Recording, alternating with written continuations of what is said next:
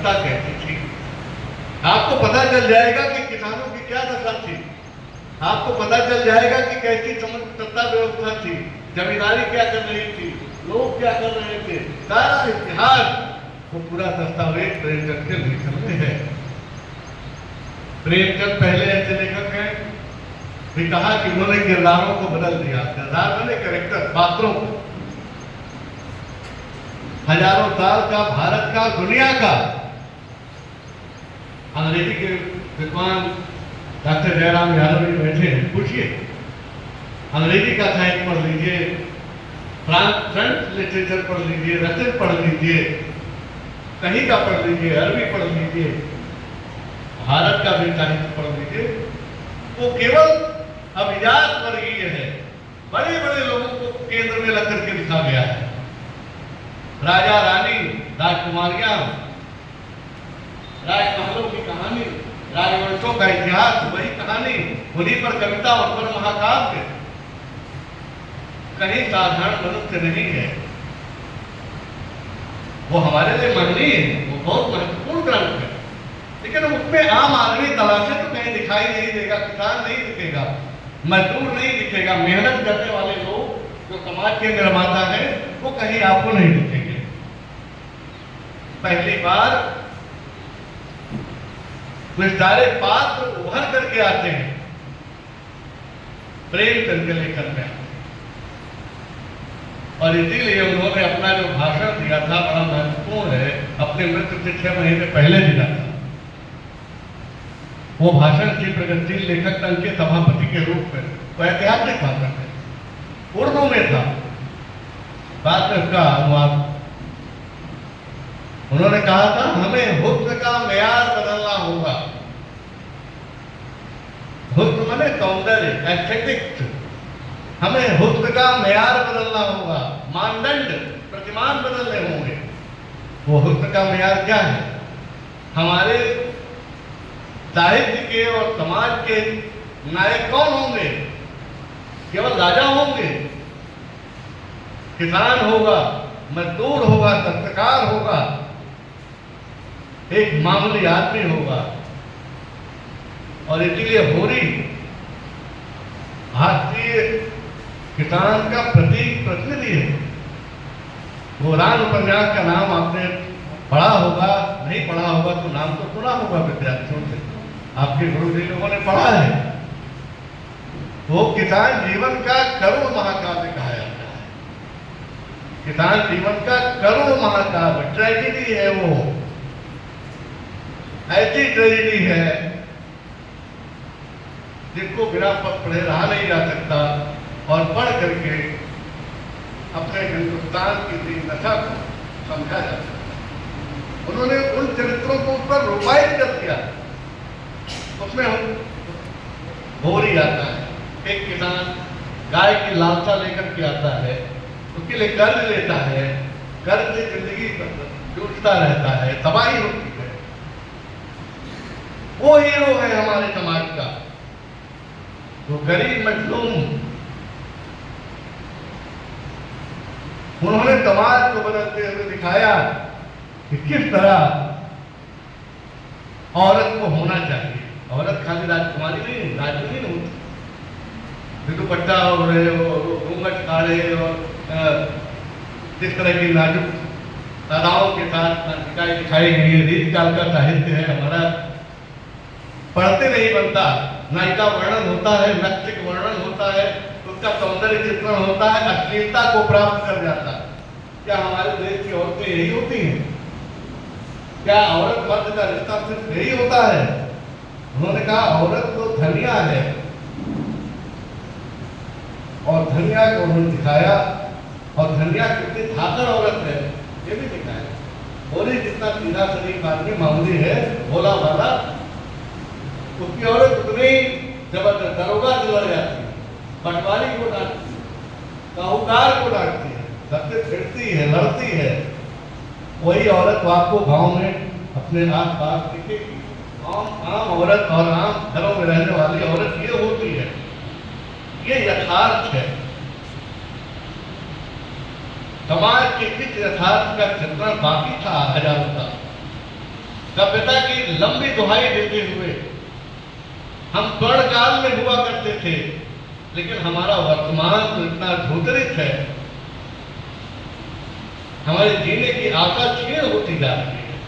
और तब वो कहते हैं कि साहित्य वो नहीं है जो हमें मनोरंजन के काम आए। वो कहते हैं साहित्य का उद्देश्य मनोरंजन नहीं है, साहित्य का उद्देश्य लोगों को जगाना है। अगर साहित्य आपको जगा नहीं सकता तो हमारे किसी काम का नहीं है। बहुत देर तक सोना मृत्यु का लक्षण है। और आप समझते हैं कि जो सोता है तो जल्दी ही मरने करीब पहुंच सकता है। जागने की जरूरत है। जो जागेगा वही जागृत समाज का सपना साकार कर सकता है। और किस तरह लड़ाई समाज की पूरी दुनिया में लड़ी गई। भारत में गोदान और उसके पहले के और भी उपन्यास आप पढ़े, सबका नाम आपने पढ़ा होगा। आज यहाँ जब आप आए हैं तो मुझे लगता है आप आने की भी तैयारी करके आए होंगे। कहीं जाते समय हम लोग चलते थे तो पता करते थे कि क्या हो रहा है, तो उसके बारे में जानकारी या आपने प्रेमचंद को पढ़ा। एक बड़े महत्वपूर्ण बात का संदर्भ दे रहा हूं कि मुक्तिबोध ने लिखा है। मुक्तिबोध हिंदी के महान कवि आप सब जानते हैं। उन्होंने लिखा है कि मेरी माँ ने मुझे प्रेमचंद का भक्त बनाया। इसका बहुत मशहूर लेख है मुक्तिबोध, जिनकी हम शताब्दी। उन्होंने लिखा कि मेरी माँ ने मुझे प्रेमचंद का भक्त बनाया। उनकी माँ ने, तब की बात है, जिन घरों में ऐसी माएँ होंगी, जिन घरों में ऐसे अभिभावक होंगे, वहां साहित्य का संस्कार पैदा होगा, वहां समाज के लिए चेतना का काम होगा। और इसका अभाव है, हमें इसकी जरूरत है। ये तब था जब औरतें बहुत कम पढ़ी लिखी थी, साक्षरता बहुत कम थी। उस जमाने में प्रेमचंद मुक्तिबोध की मां प्रेमचंद को पढ़ाती है अपने लड़के को, और उनका लड़का मुक्तिबोध हिंदी का एक बेटा बड़ा रचनाकार है। अगर हम निराला और प्रसाद को आजादी के पहले का 20वीं शताब्दी का महान कवि किसी को समझेंगे तो हम निराला को जानते हैं, और आजादी के बाद किसी कवि को जानते हैं तो सबसे बड़े कवि मुक्तिबोध। आज 21वीं सदी को 25 वर्ष हो गए। इस 25 साल में हमारा समाज कहाँ जा रहा है। आज हम लोग बात करने आए हैं तो अपने संदर्भ को लेकर के आए हैं। अभी बात हो रही थी कि कहाँ सारी बातों को लेकर के इतनी सारी समस्या है। चंदन जी कह रहे थे कि कैसे कैसे लोग हमारे सामने आ रहे हैं, हमारे सामने अस्मिताएं हैं जिनको आज भी पहचान नहीं मिल रही है। हजारों साल से जिनके सामने सामाजिक प्रतिष्ठा का संकट बना रहा है। भारतीय समाज इसका जकड़ा हुआ समाज था, आश्रम व्यवस्था का समाज था, जाति व्यवस्था का समाज था। उसके बीच में आम आदमी को उसके अधिकार की जरूरत थी, सामाजिक प्रतिष्ठा की जरूरत थी। उस सामाजिक प्रतिष्ठा के लिए गांधी लड़ रहे थे। उस सामाजिक प्रतिष्ठा के लिए सबसे बड़ी लड़ाई डॉक्टर भीमराव अंबेडकर ने लड़ी। और उस लड़ाई को आप सोचिए कि गांधी और अंबेडकर के समकालीन प्रेमचंद अपने लेखन में प्रकृति कहानी या ठाकुर का कुआं कहानी या घाट वाली कहानी, कफन कहानी, इन कहानियों के माध्यम से लिखते हैं। 1920 से लेके 1930-35 तक 36 में मर गए थे। आजादी 1943 में मिली। आजादी को 75 साल हो गए। आप अमृत महोत्सव मना रहे हैं, लेकिन इस देश में दलित की क्या स्थिति है, इस देश में औरत की क्या स्थिति है, पढ़ी लिखी औरतों तक का हाल, कारपोरेट शहरों में आप अखबारों में पढ़ते हैं कैसी कैसी खबरें आती हैं। इस देश का समाज क्या ऐसा ही समाज है क्या? हमारे राष्ट्रीय आंदोलन के नायकों ने, क्रांतिकारियों ने, उन्होंने हिंदी समाज के लिए किसी का सपना देखा था? नहीं, हम ऐसा नहीं चाहते। आखिर हम क्या करेंगे?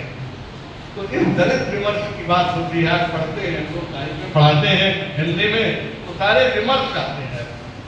दलित विमर्श, स्त्री विमर्श, आदिवासी विमर्श। तो ये क्या है विमर्श? इसकी जरूरत क्या है?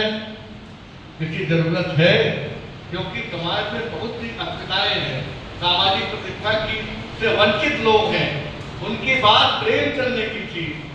आज से 135 साल पहले का लेखक, वो नौजवान होता है चंद्रकांता चंद्रनी पढ़ करके, उनकी कहानी कहती है प्रेमचंद। और उस जमाने में और प्रेमचंद का भी नावल लिखते थे। अगर आपकी किताब पूछे कि क्या पढ़ रहे हो और आप कह रहे हैं नावल पढ़ रहे हो, क्या होगा? यह तो पढ़ जाला नावल तो पढ़ने की चीज नहीं है भाई। और प्रेमचंद नावल लिखने वाले राइटर या सोच नहीं थे। हम लोग अपने नौजवानी में तरुण थे तो ऐसे नावल आते थे। इस दौर में भी